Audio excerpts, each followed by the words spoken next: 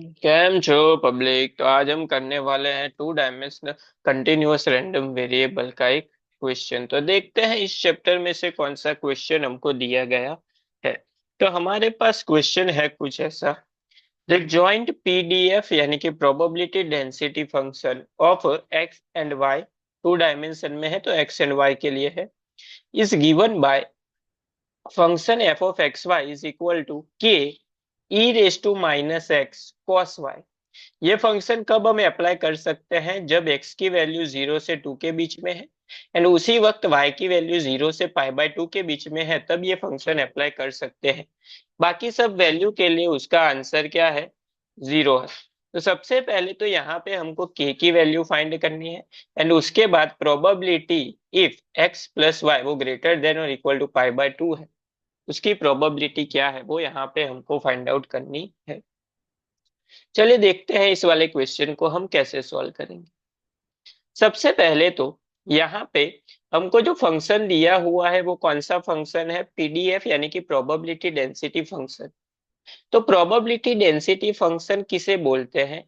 कि अगर given function का अगर हम integration minus infinity to infinity limit लेके करें, तो उसका जो आंसर है वो हमको क्या मिलना चाहिए? 1 मिलता है।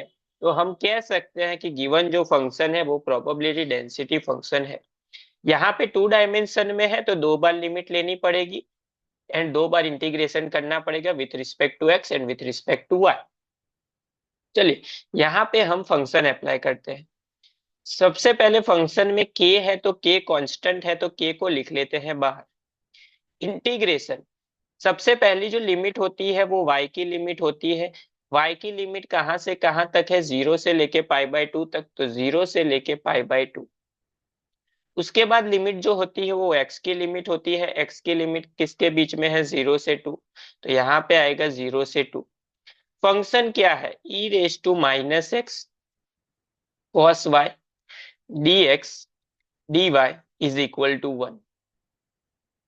सबसे पहले with respect to x integration होता है तो y को ले लेते हैं बाहर। तो k वैसे का वैसा, इंटीग्रेशन 0 to π/2 वैसे का वैसा, कॉस वाई dy आ गया बाहर। इंटीग्रेशन अगर हम minus e raise to minus x का करेंगे तो वो इंटीग्रेशन होता है e raise to minus x he.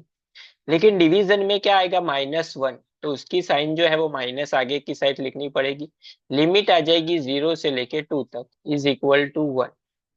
Upper limit minus lower limit, बाकी सब वैसे का वैसा, के वैसे का वैसा, इंटीग्रेशन 0 to π/2 वैसे का वैसा, कॉस वाई डी वाई वैसे का वैसा।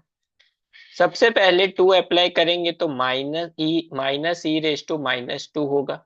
Minus minus plus e raise to 0 is equal to 1। E raise to 0 की वैल्यू क्या होती है? 1।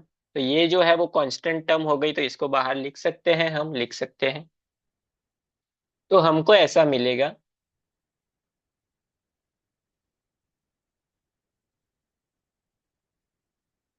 के कांस्टेंट, ये टर्म आ जाएगी बाहर यानी कि 1 - e⁻²।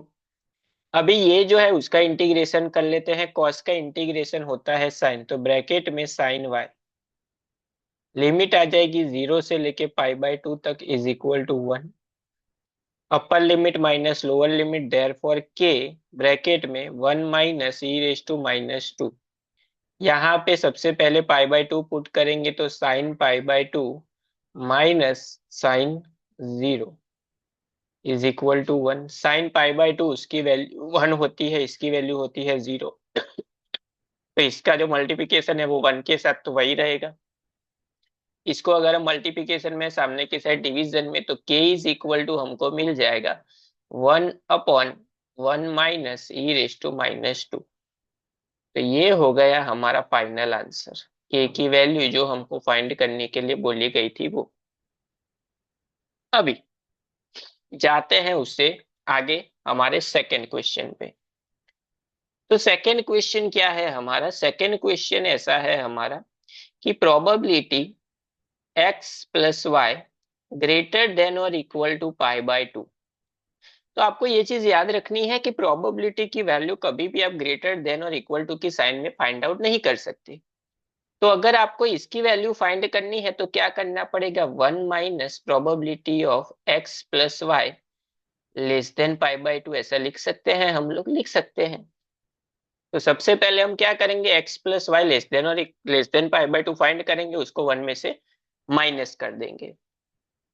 अभी यहाँ पे देखिए, हमको फाइंड आउट करनी है probability x plus y less than π/2। तो यहाँ पे सबसे पहला जो इंटीग्रेशन है वो y के लिए आएगा। y की लिमिट किसके बीच में है, 0 टू π/2 के बीच में, तो 0 टू π/2 के बीच में। अभी सेकेंड जो लिमिट है वो थोड़ा सा स्टॉप में रखते हैं x की लिमिट के लिए। फंक्शन क्या है, k e raise to minus x cos y dx dy। अभी यहाँ पे जो लिमिट है वो उसका प्रॉब्लम है, x की लिमिट आप डायरेक्ट 0 टू 2 नहीं ले सकते। क्यों नहीं ले सकते, क्योंकि यहाँ पे देखिए, इसको अगर हम इक्वालिटी की साइन को हटा के इनइक्वालिटी की साइन को हटा के इक्वालिटी की साइन रख दे, यानी कि x plus y is equal to π/2 रख दे, तो यहाँ पे फंक्शन क्या है, cos y है।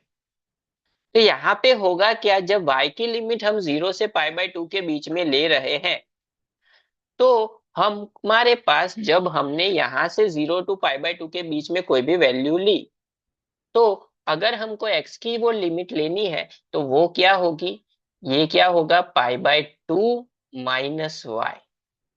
तो x की लिमिट 0 से लेके कहां तक आएगी, π/2 माइनस वाई तक आएगी। तभी हमको कॉस की जो लिमिट है, इसके लिए अगर हम मैक्सिमम एंड मिनिमम, वो वैल्यू क्या है, मैक्सिमम 1 है, मिनिमम क्या है 0, तो ग्राफ में प्लॉट करेंगे तो 1 एंड 1 पे ग्राफ आएगा। तो इसका मतलब ये हुआ कि उसके बीच का जो पॉइंट फाइंड करना है, तो जो वैल्यू y के लिए सपोज की है उसको क्या करना पड़ेगा, x की लिमिट के लिए माइनस करना पड़ेगा, तो ही हमको ग्राफ जो है वो 1 एंड 1 के बीच में मिलेगा। अभी यहाँ पे सेम आगे किया वैसे ही, k कांस्टेंट है तो k को आ गया बाहर, इंटीग्रेशन 0 टू π/2, कॉस का बाद में करना है इंटीग्रेशन, तो कॉस y dy बाहर आ गया। E raise to minus x का इंटीग्रेशन होता है minus e raise to minus x, limit आ जाएगी 0 से लेके π/2 माइनस वाई तक। लिमिट अप्लाई कर देते हैं, upper limit minus lower limit, तो के वैसे का वैसा, integration 0 to π/2 cos y dy वैसे का वैसा। अपर लिमिट यहाँ पे पुट करते हैं तो माइनस ई रेस टू, यहाँ पे अगर हम माइनस की साइन से डायरेक्ट मल्टीप्लाई करें तो माइनस π/2 होगा, माइनस माइनस क्या होगा, y होगा, तो यहाँ पे y माइनस π/2 चेंज कर लेते हैं, minus minus plus e raise to 0, इसको इस तरह से लिख सकते हैं। अभी यहाँ पे इसको सिंप्लीफाई करने के लिए आगे जाते हैं। मिला क्या हमको, k ऊपर की साइड लिखते हैं थोड़ा, हमको मिला k integration 0 to π/2 cos y dy। अभी यहाँ पे जो है, इसको हम इस तरह से लिख सकते हैं, minus e raise to minus π/2 into e raise to y, क्योंकि एडिशन में ई रेस टू पावर में क्या होगा, addition, plus e raise to 0 जो है उसका आंसर क्या होता है, 1। अभी यहाँ पे आगे की साइड क्या है, कॉस वाई dy, तो ई रेस टू माइनस π/2 जो है वो कांस्टेंट हो जाएगा, माइनस की साइन के साथ उसको बाहर लिख लेते हैं, तो इसको अगर हम अंदर मल्टीप्लाई करें कॉस वाई को, तो k इंटीग्रेशन 0 टू π/2 इसको अगर हम मल्टीप्लाई करेंगे तो ये ऐसा कुछ होगा, minus e raise to minus pi by two e raise to y cos y plus 1 के साथ मल्टीप्लाई होगा तो कॉस वाई डी वाई।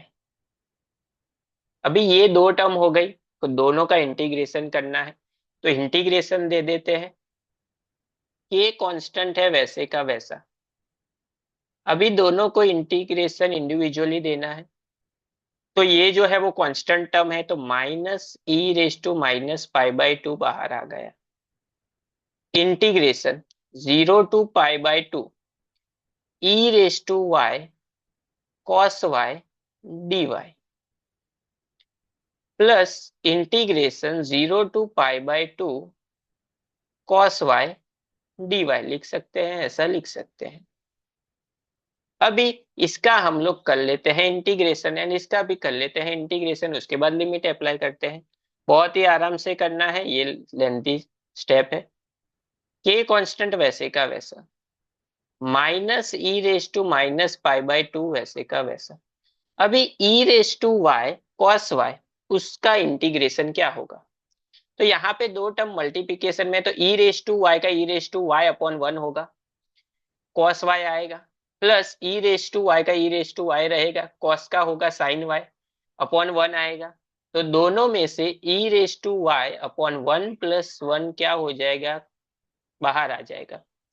अंदर क्या बचेगा, एक जगह पे था कॉस वाई, एक जगह पे था साइन वाई, तो वो आ जाएगा कॉमन। लिमिट आ जाएगी 0 से लेके पाई बाई टू तक, प्लस कॉस वाई का क्या होता है साइन वाई, लिमिट आ जाएगी 0 से पाई बाई टू तक। चलिए लिमिट अप्लाई कर देते हैं, तो क्या मिलता है, के कांस्टेंट वैसे का वैसा ब्रैकेट में e raise to minus pi by two, bracket में लिमिट अप्लाई करनी है बहुत ही ध्यान से, जहां पे y है वहां पे पाई बाई टू सबसे पहले, उसके बाद जीरो। तो ई रेस टू यहाँ पे आएगा y की जगह पे pi by two upon two, bracket में cos pi by two plus sine pi by two minus e raise to यहाँ पे आएगा zero by two cos zero plus sine zero. इसका यहाँ पे लिमिट तो plus sine pi by two minus sine zero. अभी जहां जहां पे हमको वैल्यू पता है वो लिख देते हैं। कॉस पाई बाय टू वो होता है zero, sine pi by two one, cos zero की वैल्यू वन, साइन जीरो की value zero, sine pi by two की value one and sine zero की वैल्यू जीरो। तो यहाँ पे बचेगा क्या, ई रेस टू जीरो जो है वो होता है वन। तो के कांस्टेंट वैसे का वैसा ब्रैकेट में minus e raise to minus pi by two, यहाँ पे ये जो है वो वन हो जाएगा, तो वन के साथ मल्टीप्लाई, तो यही बचेगा e raise to pi by two by two minus, यहाँ पे क्या रहेगा e raise to zero by two. लेकिन ये क्या है, इसके साथ मल्टीप्लिकेशन में है ई रेस टू पावर के साथ, तो माइनस माइनस हो जाएगा plus e raise to minus pi by two by two लिख सकते हैं ऐसा, plus sine pi by two वो हो जाएगा वन, ये हो जाएगा जीरो, तो प्लस क्या आएगा यहाँ पे वन। तो अगर यहाँ पे देखें e raise to minus pi by two into e raise to pi by two, तो दोनों का एडिशन होगा, तो minus pi by two plus pi by two वो हो जाएगा e raise to zero. E raise to zero की value क्या होती है वन। तो के कांस्टेंट वैसे का वैसा, माइनस की साइन वैसे की वैसी, क्या हो जाएगा one by two plus e raise to minus pi by two divide by two plus one. तो one minus one by two, उसका आंसर होगा वन बाय टू। तो के कांस्टेंट वैसे का वैसा, इसका हो गया one, one minus one by two यानी कि one by two, plus e raise to minus pi by two by to.